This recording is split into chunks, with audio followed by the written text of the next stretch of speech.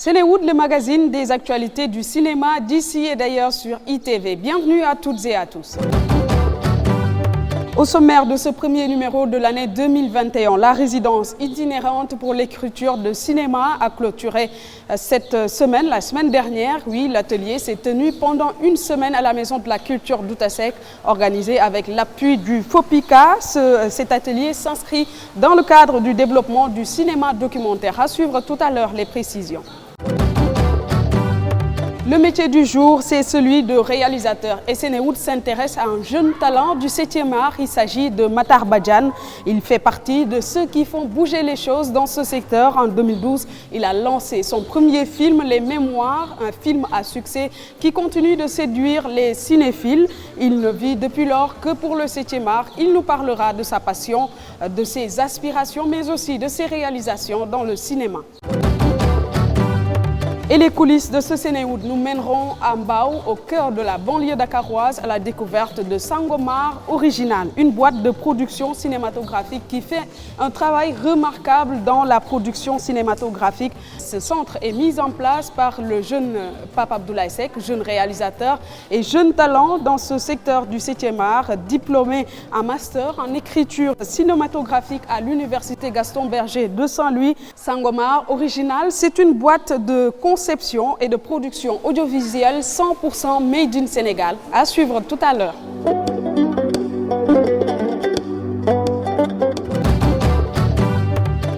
D'abord au chapitre des actualités du cinéma. Je vous le disais tantôt, des cinéastes ont été formés à l'écriture documentaire dans le cadre de la résidence itinérante dont la cérémonie de clôture s'est tenue à la Maison de la Culture d'Outasek. Et pour le tout nouveau directeur de FOPICA, cette rencontre a regroupé des acteurs du cinéma dont certains sont dans la réalisation, d'autres dans la photographie. Et selon les initiateurs, cette résidence d'écriture s'inscrit dans le cadre du développement de l'écriture du documentaire, du film documentaire pour les cinéastes sénégalais et de la diaspora, bien sûr. Et ils sont formés à cette écriture documentaire pour raconter leurs histoires en toute responsabilité. Aïssatou Kane a suivi la cérémonie de clôture pour nous, compte rendu. Renforcer les aptitudes et les techniques de formation dans la fabrication de documentaires, c'est l'intérêt de la phase 1 du programme de développement du cinéma documentaire de création. Le projet itinéraire, en collaboration avec le FOPICA, Fonds de promotion de l'industrie cinématographique et audiovisuelle, a pris l'initiative d'organiser des ateliers de formation et de savoir-faire en matière d'exécution de cinéma documentaire dans les régions comme Dakar, Thiès, Louga, Kaffrine, Kaolack, Fatick, Diourbel. Le directeur de la cinématographie revient sur les objectifs clés de cette rencontre. C'est une démarche initiée et soutenue, qui est soutenue surtout par le FOPICA et qui a consisté à permettre vraiment à tous ces professionnels ou à tous ceux qui vivent cette passion du cinéma, en tout cas de pouvoir échanger.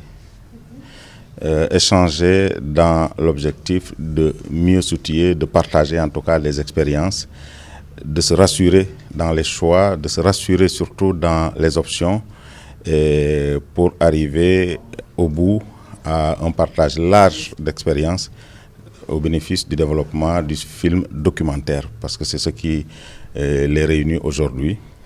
Mais disons que le FOPICA compte accompagner le projet itinéraire afin de faire jouir au cinéma documentaire d'une place prépondérante et lui donner plus de considération.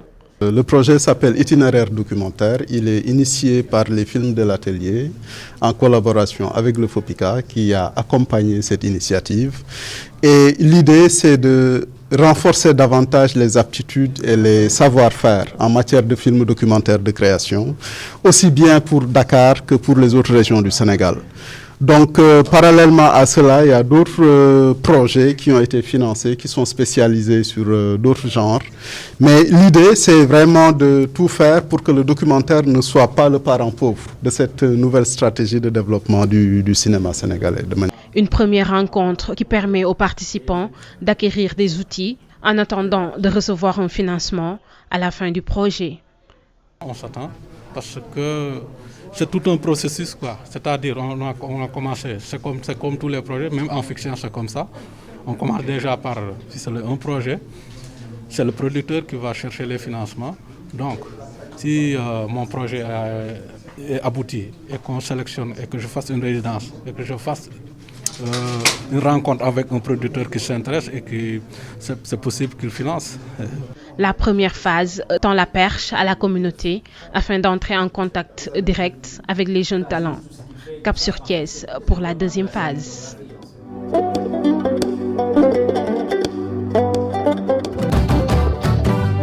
Le métier du jour, c'est celui de réalisateur et aujourd'hui, nous sommes avec Matar Badiane, un jeune talent du 7e art. En 2012, il a sorti son premier film intitulé Mémoire et depuis lors, il n'a pas arrêté d'écrire film sur film, réalisation sur réalisation. Sa passion pour le 7e art n'a aucune limite. Il nous parle de sa passion pour le cinéma, de ses aspirations. Il nous donne également son regard sur les productions cinématographiques sénégalaises. On regarde. Matar Badiane, je suis technicien audiovisuel. Je suis sorti du Médiacentre en 2006 et là je travaille au ministère des collectivités territoriales comme technicien audiovisuel. Je suis en même temps réalisateur. Après mon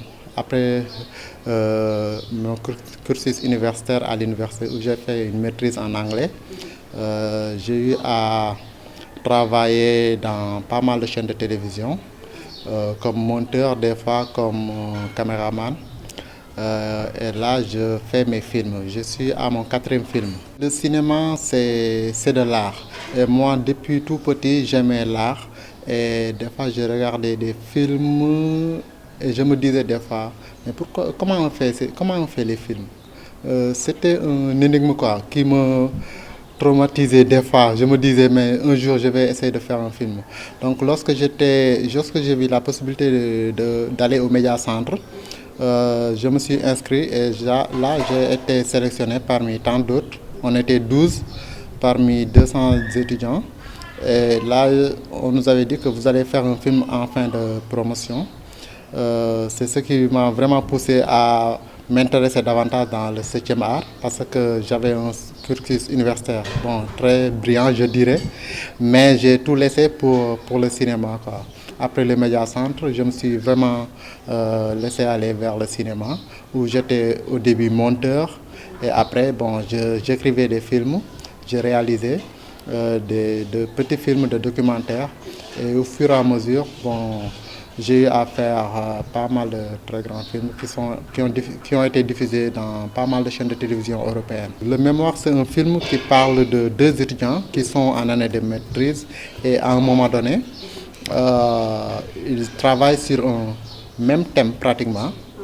L'un était très studieux, l'autre ne l'était pas parce qu'il se disait, en année de mémoire, en année de maîtrise, vraiment, je me suis tant donné, cette année je vais vraiment baisser les bras quoi, pour peut-être aller en boîte, jouer au foot et autres. Quoi. Et avec ça, à quelques jours de leur dépôt de mémoire, il a chipé le mémoire de son ami avec qui il partageait la même chambre et il a fait des modifications et déposé son mémoire à l'insu de son ami. Et à un moment donné, donc il a déposé son mémoire, il a présenté et il a eu un boulot juste après. Donc son ami n'était pas au courant jusqu'au jour où la petite sœur de son ami lui a tout révélé. Et ça a fait un froid entre les deux. Finalement, l'un a tué l'autre. c'est ça quoi, c'est ça l'idée générale. Bon, c'était un soulagement, je me disais, parce qu'après 4 ans d'écriture, parce que ça a duré 4 ans, parce que j'avais fini l'écriture, mais je n'avais pas assez d'argent pour faire un film. Parce que vous savez, au Sénégal, les moyens, il n'y a pas vraiment des plateformes qui vous aident à réaliser des films. Donc, au fur et à mesure, lorsque j'ai eu mon premier boulot, j'économisais par-ci et par-là pour vraiment avoir quelque chose. Lorsque j'ai eu vraiment une somme conséquente, je me suis dit non, je ne vais pas attendre quoi. Et avec l'appui de M. Boy qui était à l'université, des fois j'allais chez lui pour lui présenter mon scénario. Mais vraiment, ce qu'il me disait, c'est Matar, il ne faut pas attendre. Parce que tu as un bon mémoire, tu as un bon scénario, il ne faut pas attendre. Il faut que tu fonces quoi, il faut que tu tournes. Et là, chaque jour, ça me tournait avec quoi? Avec quels moyens? Je n'avais pas les moyens. Mais heureusement, je connaissais beaucoup de gens qui sont dans le milieu. Il y avait des techniciens audiovisuels, des caméramans, des preneurs de son. Il y avait aussi des monteurs. Bon, je les ai regroupés. Je me suis dit, ok, c'est ça que j'ai cette somme. Mais comment on va faire pour tourner? Donc, chacun me donnait son avis. Donc, tu vas me donner ça. L'autre me dit, donc je vais attendre, après tu me payes. Donc on en a regroupé toutes ces ressources, tous ces bras. Et à un moment donné, j'ai foncé quoi. J'ai dit à M. Boy, de toute façon, la semaine prochaine, je vais tourner. Heureusement, juste après le film, j'ai eu des contacts avec TV5 qui ont voulu vraiment acheter le film. Et ils m'ont payé beaucoup d'argent. Et là, j'ai recontacté mes gars. Je les ai dit, ah bon, c'est ça que j'ai. Hein. De toute façon, vous avez tourné tant de jours, c'est ça que vous méritez, je vais payer ça, je vais payer. Bon, tout le monde est tombé d'accord. Après, j'ai économisé le reste et j'écrivais encore pour un autre film. Après, juste la mémoire, heureusement que moi, j'écrivais tout le temps. J'avais eu d'autres scénarios à côté. Et à un moment donné, le Centre culturel français et l'Union européenne, c'était un fonds,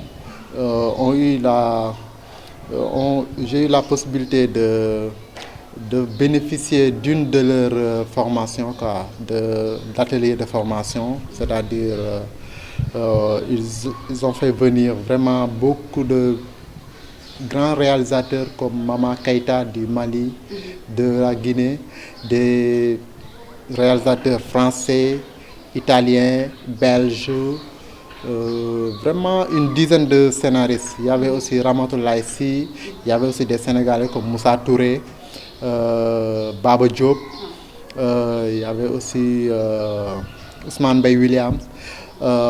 On était 10 personnes, je crois que c'était 10 ou 12 personnes. Chacun avait un projet de film.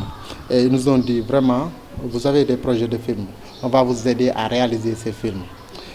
Parmi ces étudiants, il y avait Moussa Diallo qui a écrit Dérapage. Il y avait Mahfouz Diop qui est réalisateur à la RTS, qui est actuellement sur Karma. Il y avait Khadija Toussi qui a fait Une place dans l'avion. Il y avait Augustin qui a fait Sakho et Mangane qui passe sur Canal. Il y avait pas mal de personnages, chacun avait un projet déjà ficelé et fini. Mais seulement le problème c'était comment développer ce projet pour en faire un film. Et j'ai eu l'occasion de bénéficier de cette formation. Et juste après ça, Orange a organisé le Dakar Digital Show. Je me suis présenté avec l'aide d'un ami qui m'a dit que mais tu as un projet, il faut présenter. C'était la première fois que j'entendais Orange Digital Show. Et ils m'ont contacté, j'ai fait un pitch. Et le pitch, c'était, il faut venir vraiment parler de ton film. Du début de la conception à la réalisation, en passant par le scénario.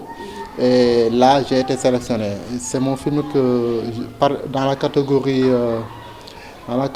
de fiction, j'ai été le lauréat. Donc, ils m'ont donné une petite somme, moins de 10 millions. Et là, vraiment, ça m'a vraiment aidé à faire le film, là, La Mallette. Qui fait son petit bond de chemin. C'est bon, le Covid qui l'a un peu freiné, mais on a fait pas mal de festivals. Et là, pour le FESPACO, j'avais déposé, je croise des droits pour que mon film soit sélectionné. Avec cette flambée des prix, comment on va s'en sortir?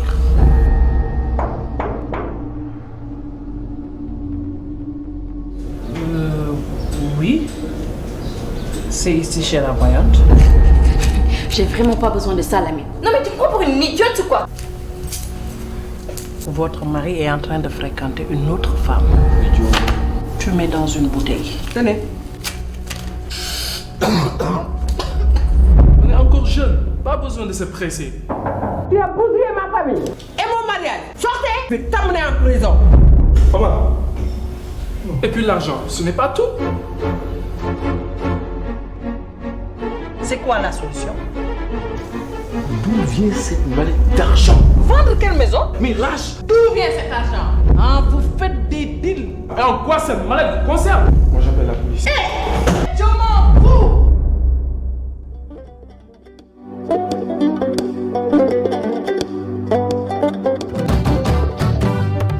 Et à présent, les coulisses de Sénéwood, je vous le disais tout à l'heure, nous sommes aujourd'hui à Sangomar Original, une boîte de production cinématographique située à Mbao, dans la banlieue dakaroise. Aujourd'hui, nous en parlons avec Pape Abdoulaye Seck, cinéaste qui a créé cette boîte avec des collaborateurs dont il nous parlera tout à l'heure. Pape Abdoulaye Seck, je le rappelle, est diplômé d'un master en écriture cinématographique à l'UGB de Saint-Louis. Il est également sorti major de sa promotion de l'ESAV de Marrakech au Maroc. Pape Abdoulaye Seck s'est fait connaître dans plusieurs festivals africains et internationaux avec certains de ses films. Aujourd'hui, nous sommes à Sangomar Original qu'il a créé pour promouvoir la production cinématographique entièrement made in Sénégal. Pape Abdoulaye Seck, merci d'avoir accepté notre invitation. Je vous remercie d'être venu ici nous voir aujourd'hui.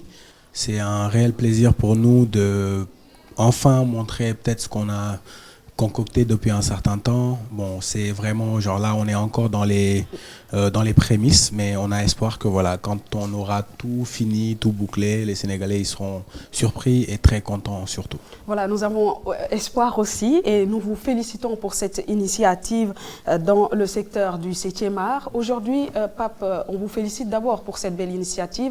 Dites-nous qu'est-ce qui a motivé la création de Sangomar et bien avant, parlez-nous un peu de Pape Abdoulaye Seck en tant que réalisateur.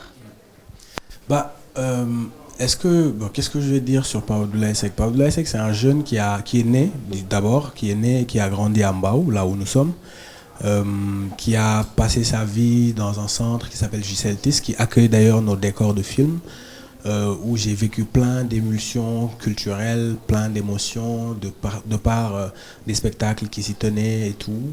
Mais à l'époque, dans ma tête, moi j'étais un scientifique, donc je rêvais vraiment de devenir un grand scientifique, un féru de l'univers des technologies, des sciences.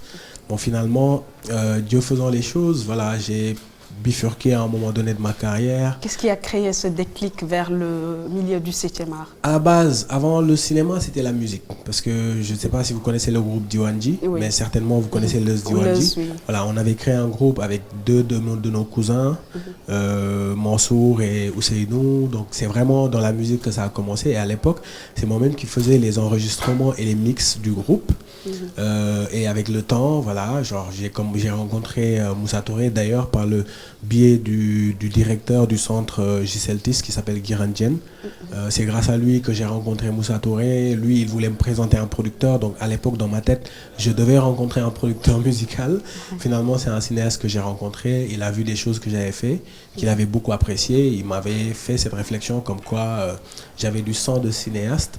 Et à l'époque, moi, dans ma tête, pour moi, le cinéma, c'était un truc de blanc, un truc de toubab, entre guillemets. Et voilà, c'est là où j'ai commencé véritablement à prendre conscience d'un certain nombre de choses. Et c'est là où la passion a vraiment pris sa place, quoi.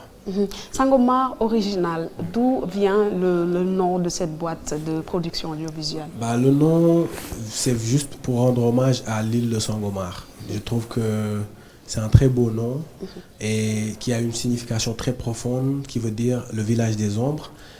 Sangomar en soi, ça veut dire le village des ombres. Et le cinéma, c'est fait de lumière et d'ombre. Donc finalement aussi quand on part, il ne reste que nos ombres, donc nos films sont nos ombres, et on a trouvé belle cette métaphore de dire le village des ombres, donc Sangomar, et on a ajouté l'original derrière pour voilà que ça soit véritablement notre marque à nous, parce que le nom Sangomar en soi c'est un nom pour tout le monde, et le Sangomar original c'est pour tout le monde également, mais c'est également pour nous, c'est ça plus notre marque. Voilà, si je comprends bien, Sangomar original n'a pas encore fait une année, vous êtes à vos débuts. Aujourd'hui, dans le futur, à l'avenir, quelle est la mission de cette boîte de production cinématographique? Je pense que la mission de Sangomar d'hier reste celle d'aujourd'hui et pareil celle de demain. C'est de montrer un nouveau visage. Comme on aime le dire, le cinéma c'est plusieurs univers. Et au Sénégal, nous sommes dans ce pays où dès qu'on voit quelque chose, tout le monde essaie de copier ça. Et ça, pour moi, c'est une insulte à notre créativité au final, parce qu'on n'est pas obligé de tous faire la même chose. Même si nos idées se retrouvent, on n'est pas obligé de le faire de la même manière. Il y a moyen de faire les choses différemment. Et je pense que si on a eu la chance d'aller faire des études, de pouvoir aujourd'hui regrouper des jeunes qui ont aussi fait des études, que ce soit en cinéma ou en autre chose, et même des jeunes qui n'ont pas du tout fait d'études, mais qui étaient juste des cadreurs de baptême et autres, c'est finalement créer une plateforme de rencontre, et tous ces esprits qui se rencontrent arrivent à créer quelque chose ensemble qui n'est pas juste figé sur un cursus scolaire ou sur un parcours autodidacte, mais c'est le mélange de tout ça, et je pense que c'est ça qui donne aujourd'hui à Sangomar cette possibilité de faire la différence comme on l'a comme baseline. Voilà. Alors, c'est un secret de polichinelle ici au Sénégal dans le métier de cinéma, que la production cinématographique demande beaucoup de moyens, des ressources techniques, financières et ressources humaines. Aujourd'hui, comment fait Sangomar pour y arriver? Pour moi, c'est grâce à Dieu. Dieu, c'est le plus grand producteur au monde, c'est le plus grand réalisateur au monde, le plus grand chef opérateur. Parce qu'au fait, ce qu'il fait, c'est pas, il peut ne pas te donner de l'argent, mais il peut te donner les gens. Et surtout, si tu es capable de voir en ces gens-là la valeur que Dieu a mis en eux, ça fait toute la différence. Effectivement, pour pouvoir se lancer vraiment dans la production, il faut des ressources. Et au Sénégal, on sait comment ça marche, on est plus dans les placements de produits, sinon c'est aller chercher des fonds à l'extérieur. Et nous, on ne pouvait pas être ni dans l'un ni dans l'autre. Mais ce qui est intéressant, c'est qu'on a une expérience et des hommes avec qui on a eu beaucoup de choses, on a partagé beaucoup de choses. Et quand on a commencé à monter ce projet, moi j'étais là à dire à mes associés, que ce soit Tala, Tiano ou Abdallah, que voilà, moi j'ai envie que ce soit quelque chose de grandiose. Donc moi je voulais qu'on ait un bête de budget pour pouvoir faire les choses. Et à chaque fois, eux ils me disaient, gars, nous on a ce qu'il faut. Et je pense que ce qu'il faut, c'est le matériel, les décors, les gens. Après le reste, Dieu y gère. Et je pense que c'est ça qui est en train de marcher aujourd'hui. Après, ça n'exclut pas la possibilité d'aller chercher des fonds, parce que sur des projets plus gros, on est obligé d'aller chercher des fonds. Sur d'autres types de projets, on est obligé d'aller chercher des partenaires. Mais l'idée derrière, c'est de ne pas s'enfermer juste sur une seule possibilité en se disant qu'on n'a que cette carte à jouer. Si on perd cette carte, on est foutu. Moi, je veux rester libre, et je pense que c'est pour ça que j'ai eu beaucoup de problèmes dans beaucoup de plateaux au Sénégal où à chaque fois coûte cher dans ce métier. Extrêmement cher. Et aujourd'hui, je pense que vivre cette liberté avec ces jeunes, avec ces gens, avec mes associés, avec même les gens du centre, avec même les gens de Mbao, finalement, tu te rends compte que tu n'es pas là à chercher un piédestal ou un niveau de vie, tu veux juste vivre. Et essayer aussi de pousser les gens à sortir de la survie. Parce que finalement, c'est ça qui nous bloque à chaque fois. Voilà. Des projets en cours, on vient de le voir, il y a des productions en cours. Est-ce que Sangomar a déjà réalisé une production, ou est-ce qu'il y a des perspectives en devenir? Concrètement, on a fait des pilotes, on a tourné des clips qui sont sortis. Mais une production de série ou de film, c'est vraiment les débuts. Genre, je veux dire, nous, ça fait 6 mois qu'on existe, quoi. Ça fait vraiment 6 mois qu'on existe. Il n'y a pas très longtemps, oui. Mais ce qui est beau derrière, c'est que nous, dans notre mission, on s'était dit, on a 6 mois pour former une bête d'équipe. Et aujourd'hui, je pense qu'on a cette bête d'équipe. Moi, ce qui m'intéresse, c'est surtout ça. C'est ce que tu donnes à ces gens-là. Parce qu'après nous, on va partir. Quand on mourra, c'est ce qu'on aura laissé en eux qui va continuer à faire briller notre lumière. Et je pense que c'est ça qui est plus important derrière. Faire la différence dans le secteur, avoir la liberté de faire ce que vous voulez vraiment montrer dans le 7e art. Aujourd'hui, est-ce que les offres de formation dans certains rudiments de la production cinématographique sont aussi au rendez-vous ici à Sangomar? Ça commence. Moi, je veux dire, nous, dans notre recrutement dès le départ, on a pris des diplômés de l'UGB. Il y en a parmi nous qui a un master en cinéma. Il y en a une qui a une licence en journalisme. Il y en a d'autres qui sont en train de faire leur BTS ou leur licence, donc qui sont encore en études, mais qui ont la possibilité du coup d'être en alternance, c'est-à-dire le matin ils sont à Sangomar, l'après-midi ils sont en cours, ou le matin ils sont en cours, l'après-midi ils sont à Sangomar, et ça leur donne une nouvelle vision, parce que moi, la chance que j'ai eue en faisant l'ESSAV Marrakech, c'est qu'on n'était pas que dans la théorie. La théorie, on l'a fait très peu.